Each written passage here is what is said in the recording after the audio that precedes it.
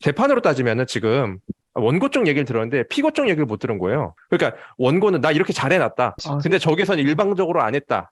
까지만 우리가 지금 들은 거고 왜 심사 개재 불가가 됐는지에 대한 정보는 우리가 지금 아무도 모르고 뭐 있는 상황인 아무도 모르고 거잖아요. 있어. 그래서 그걸 자꾸 우리가 지금 추정하다 보니까 얘기가 여기까지 오게 된 그렇죠. 건데 대역죄인이다.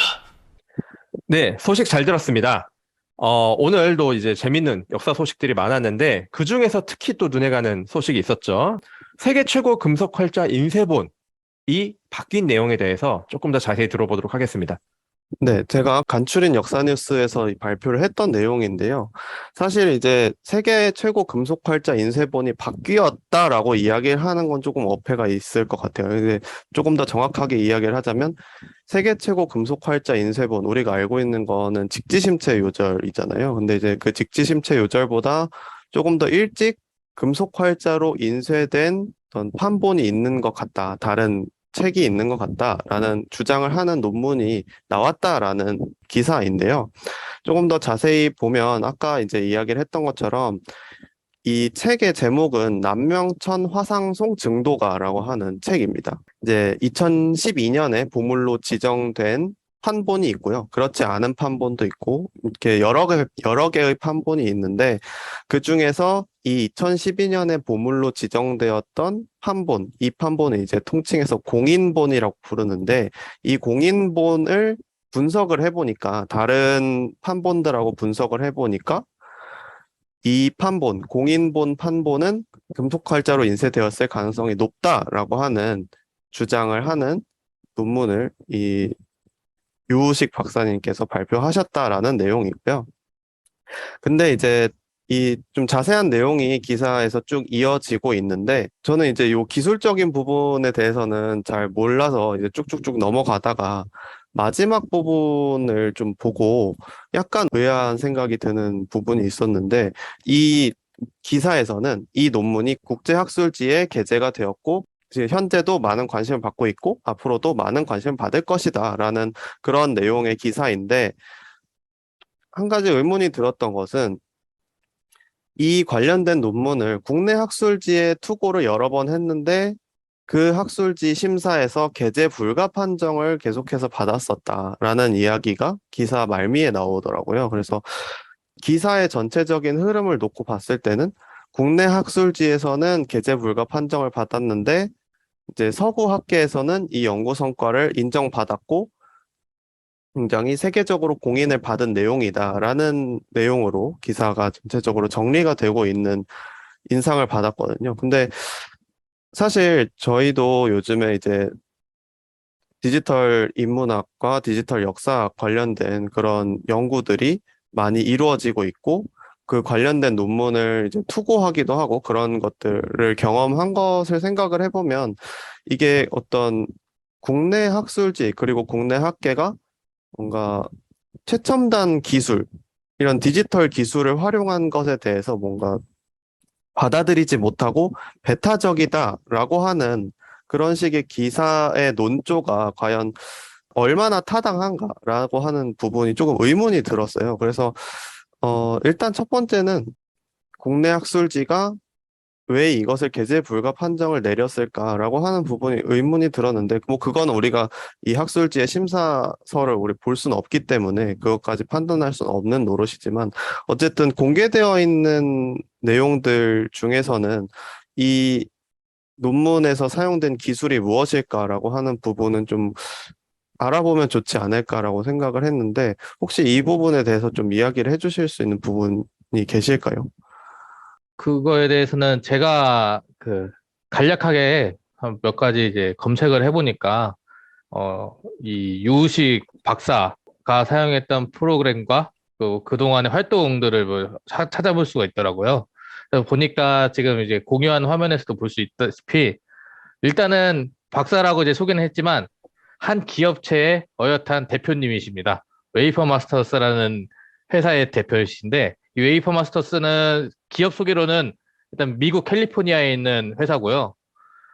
일단 이 유식 대표는 한국에서 전자공학을 전공하고 일본에서 반도체 공학 전공으로 박사학위를 취득하신 분입니다.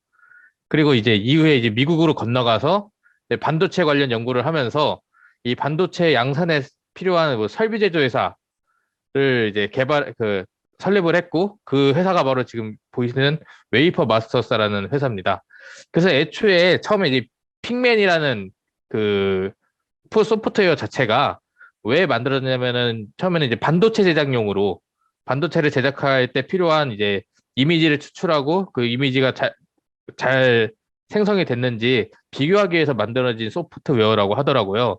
근데 이 소프트웨어를 활용하시다가 어느 날 이제 이걸 문화재 쪽으로도 활용할 수 있지 않냐라고 이제 생각을 하신 건가 봅니다. 그래가지고 실제로 2016년 이후에 문화재청이라던가 이제 문화재 보존 관련해서 이 프로그램을 가지고 몇 가지 연구들을 이제 발표를 하셨더라고요.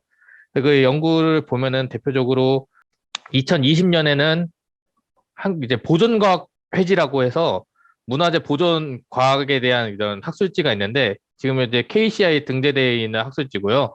그래서 여기서 뭐지 이미지 분석법을 활용한 형상 정보의 비교와 객관적 검증 결과의 도출 사례, 한국은행 본관 정초석, 이토이로 보면 글씨의 검증이라는 이제 논문도 발표를 했고 또 하나는 이제 문화재연구소에 있는 연구원 분들과 함께 1900년대 초반에 기록사진과 디지털 카메라 사진 분석을 활용한 광화문 앞 해치상의 원위치를 추정한 이제 논문을 발표를 했습니다.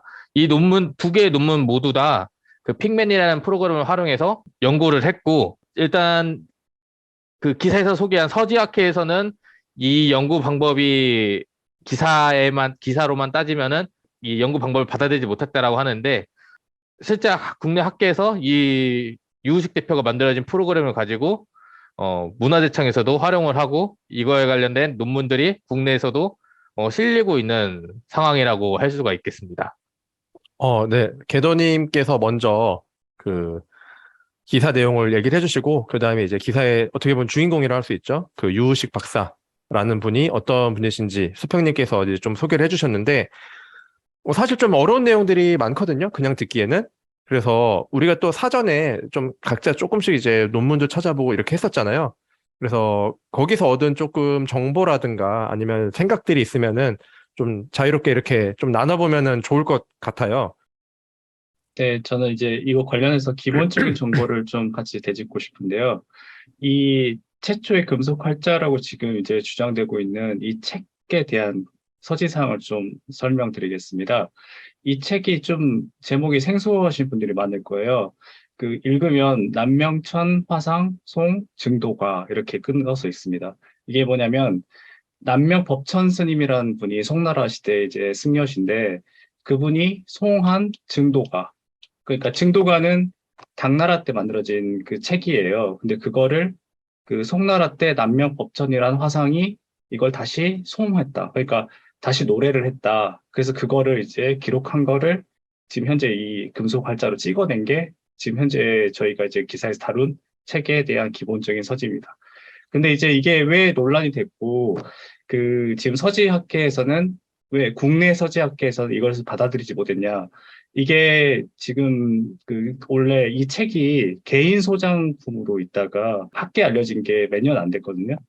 그때 이제 2010년 정도에 개인 소장가로부터 이 책을 구했대요. 그래서 딱 봤더니 되게 진짜 오래된 책이고 진본이 확실하게 확인이 된 거예요. 근데 보니까 이게 지금 금속 활자로 찍어진 그 연대하고 비슷하다 보니까 이게 지금 직지보다 더 오래된 판본이 아니냐 라는 논란이 제기되자 문화재청에서는 이제 굉장히 중요한 사실이니까 그 문화재위원 이제 전문가들을 이제 소집을 해가지고 검토를 했대요. 그래서 이제 고려시대 때 그 만들어진 금속 활자를 다 모아봐서 그 검증을 해봤더니 이거 충분히 가능성은 있다. 근데 문제는 뭐냐면 책에 찍혀 있는 글씨체를 보고 이 사람 그 전문가들은 이게 금속 활자를 찍었냐 아니면 그냥 단순히 목판본이냐 이런 거를 검토를 한다고 하더라고요. 그러니까 먹이 얼마만큼 잘 찍혔냐 그 다음에 글씨체가 어떠냐. 왜냐면 이게 금속으로 나올 수 있는 글씨체와 목판에서 나올 수 있는 먹의 그 강도와 글씨체가 다르거든요. 그래서 전문가들은 그걸 보면 이게 목판본이다, 이게 금속 활자본이다 하는 게 판별이 된대요. 근데 이제 이 당시에 문화재청에서 소집해서 이 판본을 가지고 검토했었을 때, 목판본이 글씨체랑 너무 유사하다. 그래서 금속 활자 가능성은 있지만 목판본이 가능성이 더 높다. 라는 식으로 해서 그 당시에도 결론이 확실하게 나지 않았대요. 그래서 그 문제가 아직까지도 지금 종결이 안 돼 있는데 지금 이 유식 박사께서 첨단 그 디지털 기술로 해가지고 이걸 검증을 한 거죠.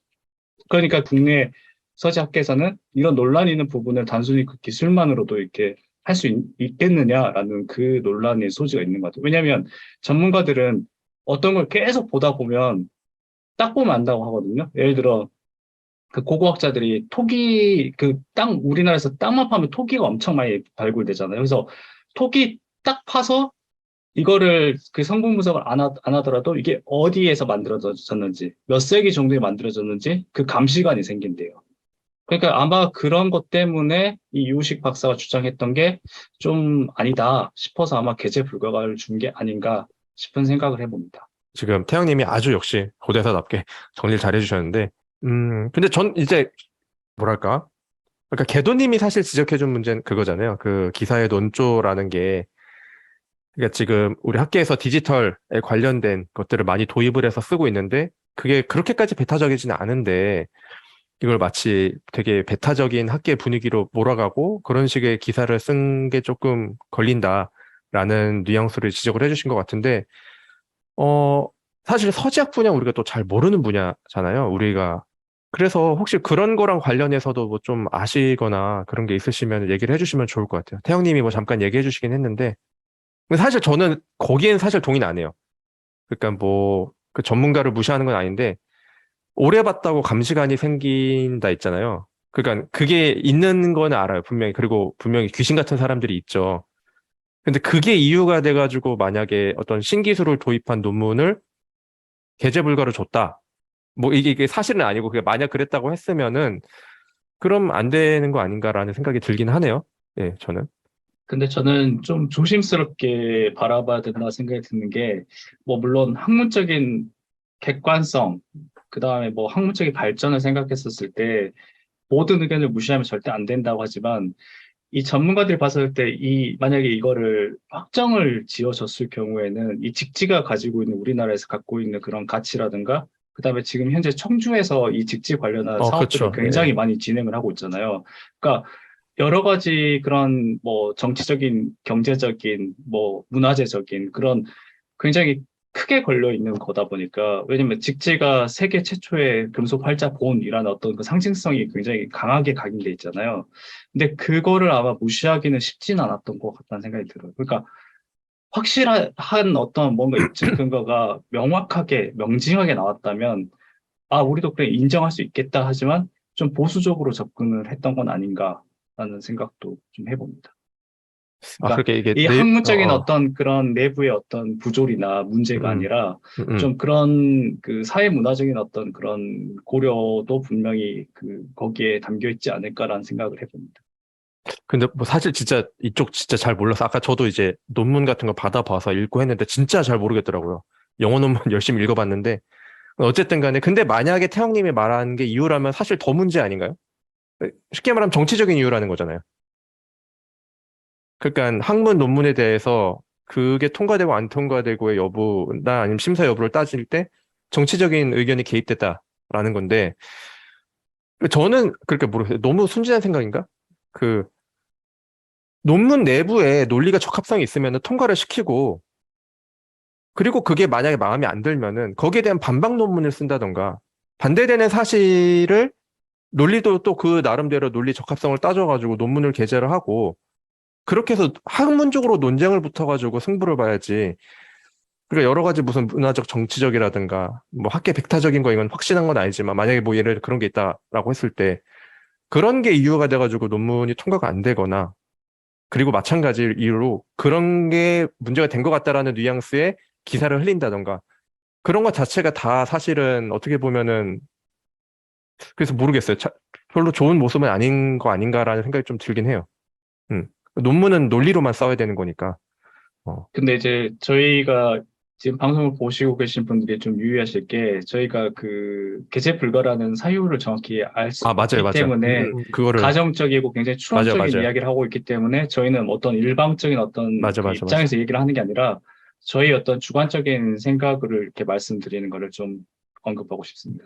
맞죠. 계속 누차 네. 전제를 빼고 강조하지만 네. 저희가 잘 몰라요. 이 분야 모르고 심사 의견서도 모르고 실제로 논문을 읽어봤는데도 정확히 저희가 이해를 못하고 있는 상황이기 때문에 근데 저희 이 서재학계 문제뿐만 아니라 저희 이제 역사를 전공해서 다들 이제 논문도 쓰고 그런 입장이니까 다들 잘 아시겠지만 그 나는 아무리 최선을 다해서 객관적으로 썼다고 생각하고 논리적인 어떤 그 정합성을 갖춰서 논문을 냈다고 하지만 심사서를 받아보면 아, 그 납득이 안 가는 부분도 있잖아요. 뭐 수정 후 재심사 내지 게재 불가를 주는 경우 읽어보면 거기에 써 있거든요. 자세히 써달라고 했는데 자세한 내용을 구체적으로 언급하지 않고 그냥 마음에 안 드니까 게재 불가를 줬구나 하는 그 생각이 드는 그런 것도 많이 있어요. 있죠. 그러니까 이게 단순히 서재학계 어떤 그런 문제가 아니라 뭔가 자기하고 다른 의견이 있다는 거 있으면 그건 무조건 부정한다라는 그게 어디에나 있는 그런 문제라고 생각이 좀 듭니다. 그래서 아마 이것도 비슷한 맥락이 아닐까 생각이 들어요. 그러니까 익숙하지 않는 기술을 쓴 거 플러스 뭐 아까 제가 이야기했던 뭐 그런 여러 가지 요인도 있을 거고 그 다음에 이게 그 정확하지 않잖아요. 그러니까 이 자기들이 봤었을 때는 긴가민가 하는데 아닐 수도 있다라는 그 가능성이 있기 때문에 확실하게 이걸 게재를 줄 수 없다라는 그런 입장도 분명히 있을 것 같다는 생각이 합니다. 사실 보시는 분들께서도 그렇고 우리도 그렇고 약간 손에 이게 잡히지가 않으니까 그 유튜브 영상 있잖아요. 유튜브 영상 일부를 제가 캡처한 것만 좀 아, 네, 좋습니다. 약간 띄우면 좋을 것 같은데 좋습니다. 유튜브 영상 주소는 뭐 설명란에 써놓으면 되니까 네, 좋아요. 캡처를 좀 해봤는데요. 이 기술이 뭔지를 실제로 이제 해놓은 영상이 있거든요, 유튜브에. 설명란에 저희가 써놓을 테니까 관심 있는 분들 한번 봐주시면 좋을 것 같아요. 그래서 지금 그 논문의 내용을 설명한 유튜브 영상을 캡처한 건데 이게 이제 제가 아까 이야기했던 그 공인본이라고 하는 게 그 아마도 지금 이 논문에서는 제일 오래된 금속 활자 본일 것이다로 추정하는 게 여기 B에 나와 있는 공인본인데 이 공인본이 다른 판본들, 그러니까 아마도 목판본으로 찍었을 것이 확실시 되는 이 판본들하고 비교했을 때 얼마나 다른가를 확인하는 게 이 논문의 작업이거든요. 그래서 이게 지금 아까 이야기했던 그 픽맨이라는 소프트웨어의 이제 인터페이스고 여기서 이제 뭐 공인본의 이 활자 모양을 그대로 눕기를 딱 따서 굉장히 이게 좋아 보이더라고요. 영상 편집하는데 진짜 좋을 것 같은데 그 이걸 딱 따가지고 옆에 있는 다른 판본과 비교를 해보는 이런 두 개를 또 겹쳐볼 수도 있고요. 이런 식으로 겹쳐봤는데 두 판본이 같지 않다. 이런 것들, 이런 과정으로 이 논문이 검증을 해나가는 과정에 있는 거고, 그리고 뭐 또 네 개의 여러 판본들을 비교해보는 이런 식의 기술들을 이 논문에서는 사용을 하고 있는 것 같아요. 그래서 저는 그래서 이 유튜브 영상하고 논문을 보고서 든 생각이 뭐냐면, 분명히 아까 이제 태영님께서 말씀하신 대로 이것만 가지고는 저 공인본이라는 게 금속 활자본이라고 확실하게 말할 수는 없지 않을까라는 생각이 들었던 거예요. 왜냐하면 이게 불일치한다라고 해서 두 개가 다른 목판본일 수도 있다라는 생각도 들거든요. 그러니까 똑같은 글씨로 똑같은 거를 다른 목판본을 또 만들어서 찍었을 수도 있는 건데 두 개가 같지 않다라고 해서 하나는 금속 활자본이고 하나는 목판본이다. 이렇게 이야기하기는 조금 어불성설이 아닌가라는 생각이 든다라는 거죠. 근데 이제 그렇다고 이걸 게재 불가를 줄 거닌가라는 부분에 대해서는 또 회의적인 생각이 들어요. 왜냐하면 사실 학술적인 논의라는 거는 완벽한 건 있을 수 없잖아요. 그래서 이런 의견도 있고 이런 의견도 있고 이런 논의들이 계속해서 학술적인 장으로 나와서 뭔가 논쟁이 만들어지는 그 과정이 결국엔 학술적인 이런 발전, 진보의 과정이라고 할 수 있는데 그 과정을 위해서는 결국에는 한쪽의 의견만 학술지에 계속 게재된다고 되는 게 아니라 이런 의견이 게재되고 이런 의견이 게재되어서 이후에 또 다른 학자들이 그 두 개를 가지고 이 두 개는 서로 논쟁을 하고 있다라는 부분들을 가지고 또 다음 스텝의 연구를 할 수 있게 만드는 게 학술적인 진보 또는 학술적인 발전의 과정이라고 생각하는데, 이건 역시도 하나의 근거가 충분히 될 수 있고, 이것도 가능성의 문제를 이야기하는 거니까. 그래서 그렇게 생각을 한다면, 왜 궤제 불가까지 갔을까? 특히나 이 기사의 내용에만 따르자면, 거듭 여러 차례 궤제 불가를 받았다라고 한 것이, 조금은, 정말 이건 추정의 영역이지만, 조금은 기존 서지학계의 어떤 배타적인 태도가 반영이 된 것은 아닐까라는 의심이 들게 하는 그런 부분이 좀 있다. 이렇게 또 좀 생각이 들더라고. 근데 이게 중도 가자 이 문제가 비단 이 판본만의 문제가 아니라 이게 판본이 있으면 이걸 찍어낸 활자가 분명히 있었겠죠. 근데 한 10년 전인가쯤에 이 중도 가자의 금속 활자라는 유물들이 몇 개 이제 세상에 공개가 됐는데, 어떤 박물관장님이 이제 도장을 했던 게 이제 중도 가자의 금속 활자 중본이라고 공개가 됐는데, 이게 엄청 논란이 됐었거든요. 가짜라, 심지어는 조작된 거라고도 법적인 소송까지 막 들어가고, 그래서 이게 상당히 서지학계에서는 좀 엄청 민감한 사안이었어요.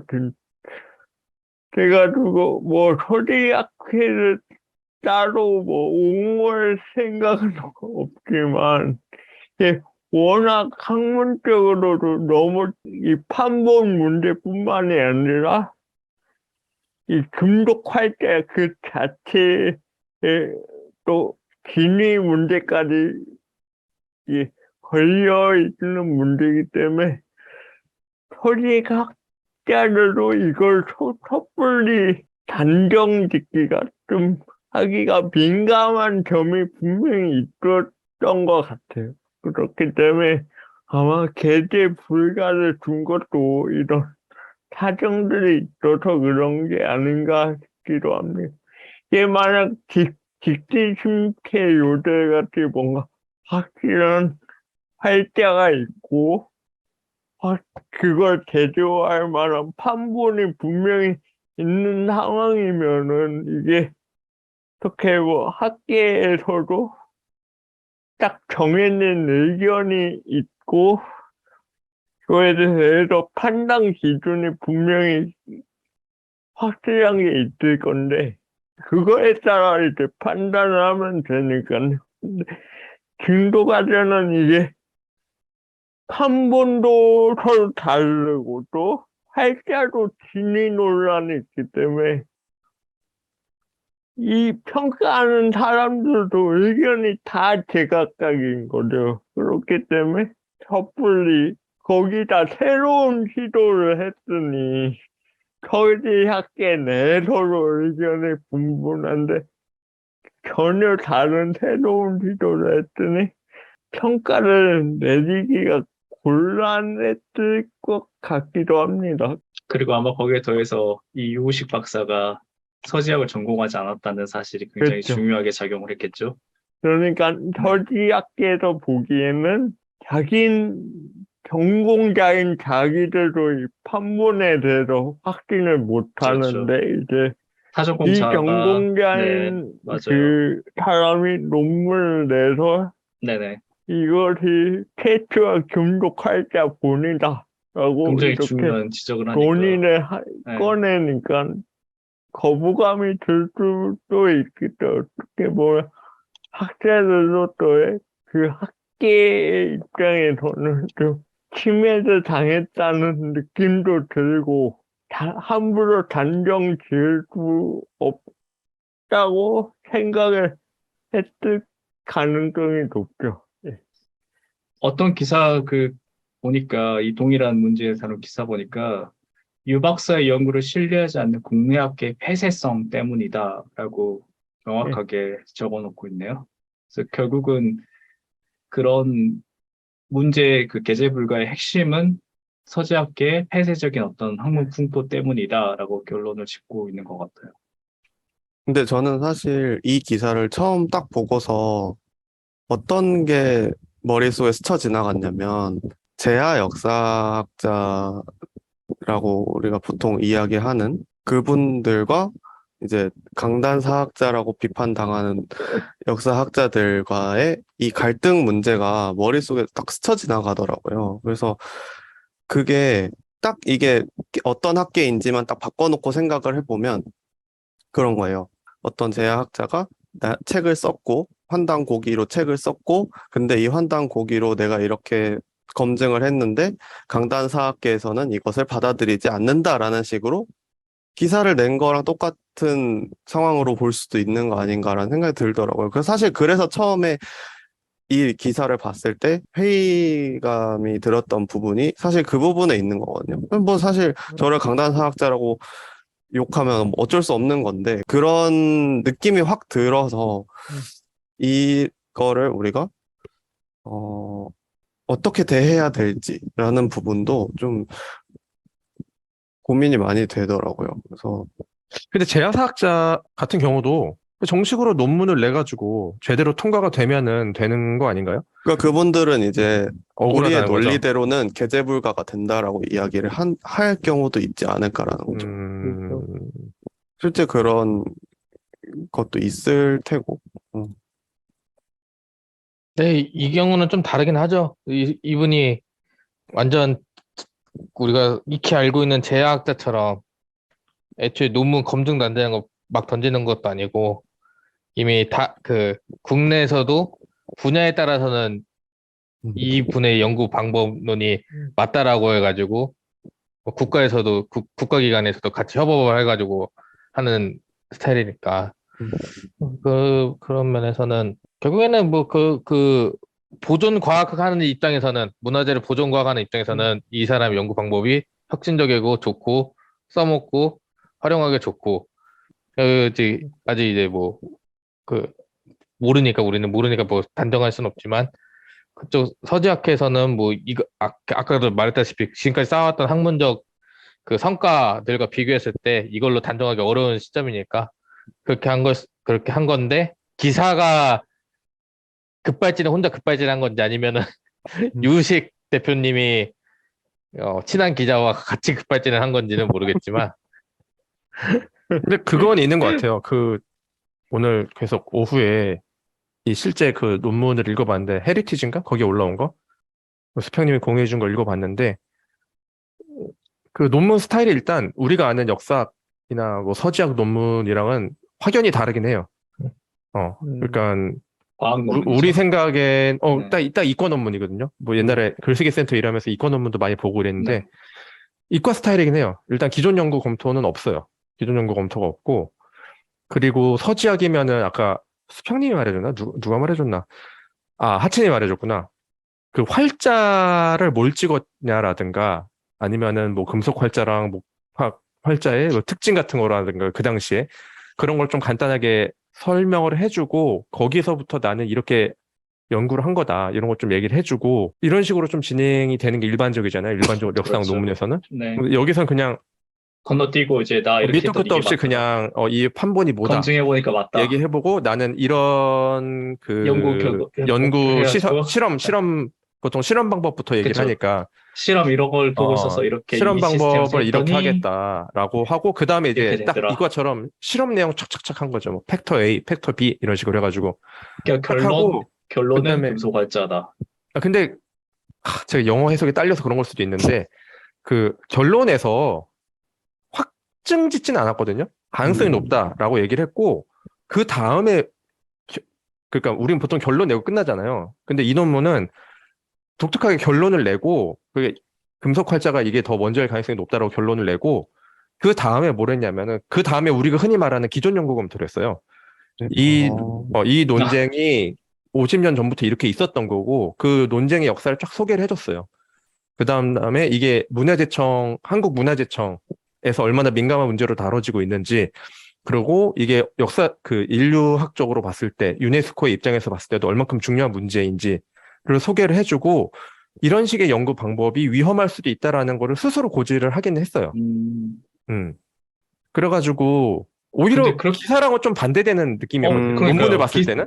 기사에서는 이 사람의 논문에서도 조심스럽게 마지막, 쓴 느낌이 있어요. 이 사람의 마지막 목표는 이걸 국보로 지정을 시키고 음. 그 세계 최초의 금속 활자로 세계에서 인정받는 거다라고 해가지고 굉장히 확고한 어떤 의지를 가지고 그러니까 어떻게 보면 결론이 확실히 있는 상황에서 연구가 지금 진행이 되고 있는 그런 느낌이 강하게 음. 물씬 풍겼거든요. 그리고 이제 뭔가 논문을 통해서 금속 활자본이 실제함을 증명했다라는 식으로 그런 기사에 식으로 쓰고 읽혀졌죠. 있으니까. 그렇죠. 음, 음. 그렇게 그래서 읽혔어요. 이제 이거는 두 가지 가능성을 생각해 볼 수 있을 것 같은데, 아까 이제 수평님 말씀하신 그 두 가지예요. 그러니까 첫 번째는, 누가 급발진이니까. 그치. 기자가 그냥 혼자 급발진을 한 것이다. 또는 이제 유우식 대표께서 자기가 오피셜리 할 수 없는 말을 기자에게 기자를 통해서. 대신하게 기자를 해줬다. 통해서 한 것이다. 이렇게. 논문에서는 강하게 음. 몰박히니까. 왜냐면 논문 자체에서는 그것이 게재되기 위한 엄정성이 필요하기 때문에 그렇죠, 엄정성과 그 어느 유보성이 정도의, 어느 정도 그쵸. 있어야 있어야 되니까 되죠. 물러설 때가 그것을, 있어야 되죠.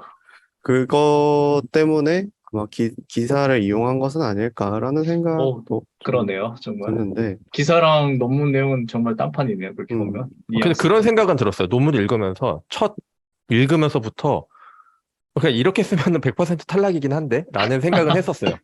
이게 우리 기준으로. 학문별로 기본적인 틀이 있잖아요. 음, 그러니까 저희가 어. 대학원 가서 진짜 뭐 제일 아무 먼저 해결 배우는 없이 게, 책 읽고 뭐 그냥 노는 게 아니라 글 쓰는 그 스타일, 그러니까 체계를 배우는 거거든요. 글을 어떤 방법대로 써야 되고 어떻게 전개를 해 나가야 되고 이 부분에서는 어떤 내용이 들어가야 되고 하는 그 기본적인 그 부분이 있는데 그 북한사람이 지적해 주신 건 그 기본부터가 안 돼 있으니까 그거는 저한테 만약에 심사가 들어도 저는 게재 불가예요. 무조건. 그쵸.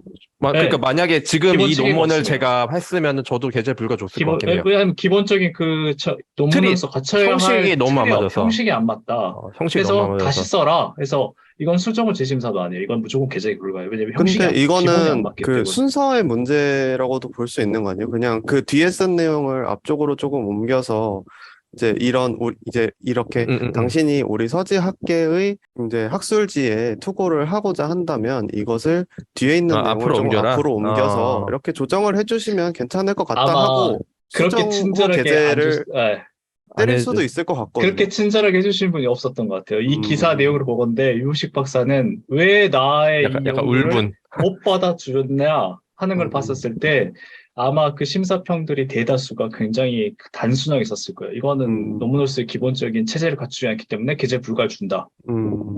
왜냐하면 심사서를 뭐 다들 아시겠지만 그렇게 자세히 쓰신 분들이 드물거든요. 드물지. 그렇기 때문에 아마 그것 때문에 이 박사께서 지금 화가 나신 게 아닌가 싶은 생각이 들어요. 그래서 한국이 학계의 병폐다라는 식의 어떤 그런 기사 내용도 나온 것도 좀 그런 맥락을 추론을 해볼 수는 있을 것 같아요. 지금 얘기를 해보니까. 근데 방금 개도님이 말한 거 들으면서 또 든 생각이 그건 있네요. 근데 그게 학계 병폐가 맞긴 맞는 것 같긴 해요. 근데 학술적으로 저희가 공부하고 연구하고 그 수련을 하는 거는 그 기본적인 체계를 익히기 위함이잖아요. 그러니까 갖춰야 할 기본적인 어떤 그런 조건을 요구한다는 게 그게 학계 병폐인가라는 질문을 했었을 때. 왜냐면 그렇게 한다고 그러니까 그 해가지고 개도님, 창의적이고 새로운 내용이 안 나온다는 게 아니거든요. 근데 반대로 기본적인 틀을 말하면은 그거잖아요. 갖추면서도 할수 창의적인 있는 이런 거잖아요. 내용이 있어도 체계에 맞지 않으면은 거절한다는 거잖아요. 이게 가장 큰 문제가 뭐냐면 한국 학계에서 글쓰기 스타일을 서구 학계에 맞춰야 된다는 얘기가 계속 많이 나오잖아요. 근데 그게 과연 우리 한국 학계가 서구 학계에 비교했을 때 이게 그런 형식적인 거를 더 따지는가? 그리고 그것 때문에 우리나라 학술 발전이 없는 건가? 라는 질문도 한번 던져볼 필요가 있다라고 생각이 들거든요. 단순히 이 형식이 어느 게 더 우수하냐, 떨어지냐라는 그 문제를 떠나서 학술 풍토적이거나 어떤 여러 가지 요인들이 있는 거지, 이 글쓰기 형식을 갖추지 않았다 하거나 혹은 이거를 갖춰야 된다는 이유로 이게 병폐라거나 아니면 이것 때문에 학술 발전이 없어. 라고 한다면 약간 그것도 문제를 잘못 지적한 건 아닌가 싶은 생각이 들어요. 근데 이제 어. 분명히 학술지라고 하는 거는 그 학술지마다의 형식이라는 있죠. 건 있어요. 있으니까. 있죠. 분명히 있죠. 네. 예. 근데 이제 다 틀리죠. 여기부터는 정말 이제 모든 것이 추정의 영역인데 정말 그냥 심사자들이 게을러서 계제불가 때리고 말았는가라는 그러지 부분. 안 그랬을 것 같아요. 안 그러진 그랬을 것 여러 같아요. 번 한 것 같은데 그러니까 그러진 그- 않았을 것 같아요. 그게 또 학회마다 조금씩 다를 수도 있다라는 생각 드는데. 그리고 계제 불가는 이제 나오려면 최소한 3명 중에 2명 이상이 C 이하를 줘야 되거든요. 그렇죠. 그러니까 웬만하면 수정 재심이 나오는데 계제 불가라는 나온 거는 적어도 3명 중에 다수인 2명 이상이 이건 아니다. 라는 확실한 판단이 있었을 경우에 주는 거예요. 그러니까 어느 누구 한 명의 판단에 따라서 이게 결정되는 게 계제 불가는 절대 아니거든요. 그러니까 아마도 그 학계에서 뭐 이 경우엔 서지 학계인데 이제 학계에서 어느 정도 이 사람의 글이 들어왔을 때 또는 이런 그 우리가 당연히 그 투고자를 모르게 한다고 하지만 이 정도 특수한 알게 형태의 되죠. 논문이 들어온다면 아 이건 알지. 대충 누구거나 이거 알죠, 알잖아요. 그러니까 알지. 이게 들어왔을 땐 이거는 우리가 받아들일 수 없는 정도의 내용이다라는 컨센서스가 있을 수도 있다라는 생각도 들고. 근데 그 부분이 과연 타당한가라는 건 또 다른 문제지만 돌고 돌아서 학계 논문 심사 관행까지. 그쵸. 왜냐면, 근데 이 사실 기사의 이게 아마 핵심이긴 핵심이 해요. 이게 맞아요. 그게 핵심이긴 핵심인 것 해요. 같아요. 예. 왜냐면 그게 해소가 돼야 이걸 이 연구를 인정해 줄 수 있냐 없냐의 그렇지, 문제가 그렇지. 되기 때문에 정말 중요한 문제인 것 같아요. 음. 일단 이 기사에서는 세계 학계에서는 인정했는데 한국 학계에서는 인정을 안 했다. 음. 이게 제일 중요한 거잖아. 그러니까 한국 학계도 너희가 문제가 있으니까 좀 이 연구를 좀 받아들여라. 그렇지. 라는 그런 의도가 좀 깔려 있는 것 같아요. 맞아. 찝찝한 이유를 알았네. 아까 저희 카톡에서 얘기했던 건데, 이게 재판으로 따지면은, 어제 종용한 우리 우영우, 갑자기 영광을 받은 건데, 이게 재판으로 따지면은 지금, 원고 쪽 얘기를 들었는데, 피고 쪽 얘기를 못 들은 거예요. 그렇지. 맞나? 그렇죠. 맞아. 그렇죠. 그러니까, 원고는 나 이렇게 잘해놨다. 그렇지. 근데 저기서는 일방적으로 안 했다. 까지만 우리가 지금 들은 거고, 왜 심사 계제 불가가 됐는지에 대한 정보는 우리가 지금 아무도 모르고 있는 상황인 아무도 거잖아요. 모르는 거예요. 기사에도 언급이 안 돼 있어요. 그래서 그걸 자꾸 우리가 지금 추정하다 보니까 얘기가 여기까지 오게 된 그렇죠. 건데, 그쪽 얘기를 알고 싶네요. 얘기하다 보니까. 그래서, 뭐 너무 이상적이지만, 정말 여기서 억울함을 주장하고 자기 논문의 적합성을 주장하려고 했으면은, 계제 불가 사유가 뭐였는지도 좀 알려줘야죠. 그냥 학계의 이유를. 배타적인 분위기 때문이다. 그쵸. 이런 식으로 치고 넘어간 원하지 게 말고. 아니고, 이런 이유가 있어서 국내 학계에서는 계제 불가가 됐었는데, 그렇죠. 하지만 해외 학계에서는 이런 점들이 인정돼가지고 계제가 되었다. 그렇죠. 라고 만약에 그게 기사가 중요한 나왔으면 거죠. 우리가 애초에 찝찝함도 이런 없었을 이야기도 테고. 하지 않아도 되겠죠. 확실한 뭔가 팩트가 있으니까. 그래, 맞아. 그러니까 사실 기사도 개도님이 정확히 지적했듯이 정치적인 맥락에서 쓴 건 확실해요. 그거는. 그럼 부정할 수가 없긴 없어요. 정보를 제대로 준 건 아니에요. 우리한테. 독자들한테는. 그리고 이거는 진짜 5% 레코드니까 편집 안 합니다. 그래도 편집 안 해요. 편집 안 해. 아니, 일단 한번 말씀해주세요. 말씀하세요. 편집해드리고 네. 한번 그 어떤 얘기. 어린이집 그 학회지가 공신력이 있나요? 저도 사실 그게 궁금하긴 했어요. 맞아. 그것도 따져봐야겠네. 그걸 얼마나 생각 해외 못했네. 학회에서 공신력이 있는지 좀. 그래. 그것도 중요한 지적이네. 진짜 중요한 지적이네. 그거는 스코퍼스 등재지라고 맞아요. 돼 있긴 한데. 근데 그거도 되게 이상한 것도 많아요. 잘 봐야 되는 게 그 수치라든가 평판 이런 것도 되게 중요하기 때문에. 그 그러네요. 부분은 그걸 검색을 안 해봤네요. 그러게. 그러니까 그것도 중요한 자기가 건데. 생각했을 땐 해외 학계에서 인정을 해줬으니까 이거는 해외에서도 공인을 해준 거다라고 했는데 이게 급이 다 있을 거란 맞아, 말이죠. 다 있어. 맞아요. 그리고 이 기사에서 말하는 네. 그 세계 학계의 인정이라는 이 표현 자체가 엄청 모호해요, 지금. 맞아. 그리고 거기에 대한 왜냐면 근거로 말한 어디서부터 것도 어디까지. 그냥 그러니까 다운로드 수가 다운로드 수. 많은데 그게 말이 안 되잖아요, 그러니까. 그게. 다운로드 수, 단기간에 얼마나 짧은 기간 동안 다운로드가 많이 됐다라는, 사실 아. 다운로드 수는 컴퓨터 여러 개 돌리면 그쵸. 할 수 있어요. 근데 이제 왜냐면 예전에도 그 페이크 학회가 얼마나 맞아. 논란이 많았어요. 됐죠. 논란이 그, 됐었죠. 그래가지고 그러니까 좋은 사실 지적이네요. 해적 학술지 문제가 사실 요즘에 정치권에서도 좀 문제가 많이 되잖아요. 사실. 그렇죠. 물론 이제 그 헤리티지가 얼마나 유명한 학술지인데 니네는 그것도 모르고 무식한 놈들아라고 하면은 할 말 없는데, 이 기사에서 말하는 그 세계 학계 인정이라는 그 말 자체가 조금 과장된 측면이 상당히 많이 있다라는 부분. 그게 일부러 그걸 좀 약간 지적하고 싶었어. 가로가 쳐졌겠죠? 그거를 기사화할 때 뭔가 조사를 안 해봤을 리는 없으니까. 못했을 수도 있어요. 못했을 수도 있어요. 그냥 이 전해진 정보 그대로를 그냥 받아 적었을 수도 있겠네요. 기자도 뭐 모를 수 있죠. 헤리티지가 어떤 학회지인지. 이렇게 깊숙하게 생각을 안 했을 수도 있고. 그냥 네. 와 짱이다. 뭐 이 정도로만 해서. 헤리티지, 해외 학계 막 이러면서. 아마 문화재 관련한 뭔가 학술지인 것 같긴 한데 이거 약간 하나만한 말 아닌가 이거? 학회지 이름이 헤리티지네. 그렇지, 아시안 관련한- 스터디즈는 아시아에 관한 학술지인 것처럼 그렇지. 헤리티지는 문화재에 관한 그렇지. 이거 놀린 거예요. 미안해요. 아침. 역전압이네. 놀린 겁니다. 예.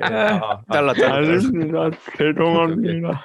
근데 그 하티님의 그 헤리티지는 얼마나 공신력 있는 학술지인가, 이거는 절대 오프 더 레코드로 가면 안 되는 내용이에요. 맞아. 이게 왜 오픈돼? 이거 너무 괜찮은 내용인데 이거. 좀 지금 여기서는 지금 검색하기 시간이 없으니까 그 스코프스 들어가가지고 검색하면 바로 나오잖아요. 좀 한번 확인하고 그 밑에다 설명 정도는 해줄 필요는 있는 것 같아요. 이게 정말 그래. 좀 신뢰도가 있냐.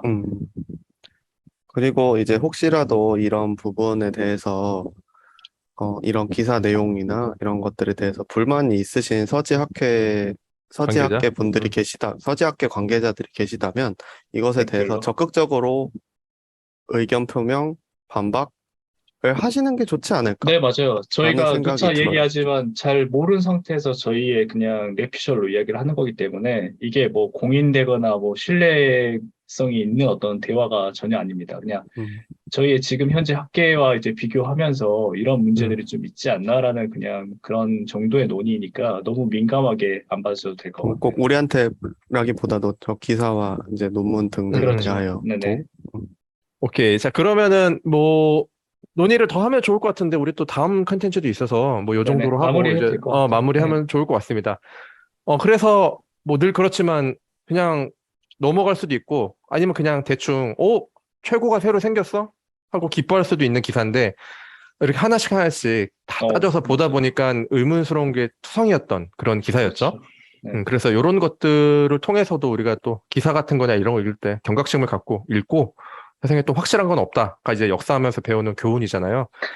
그런 것들도 한번 또 너무 약장수 같나? 그렇게 한번 여기서 좀 이렇게 배워가면 참 좋을 것 같네요. 그리고 이 논란도 그 이후에 후속 기사나 아니면은 학계의 여러 가지 논의를 통해서 더 다양한 기회로 접할 수 있으면 좋을 것 같습니다. 참 흥미로운 기사였습니다. 네, 이거 소개해주신 개도님 감사합니다.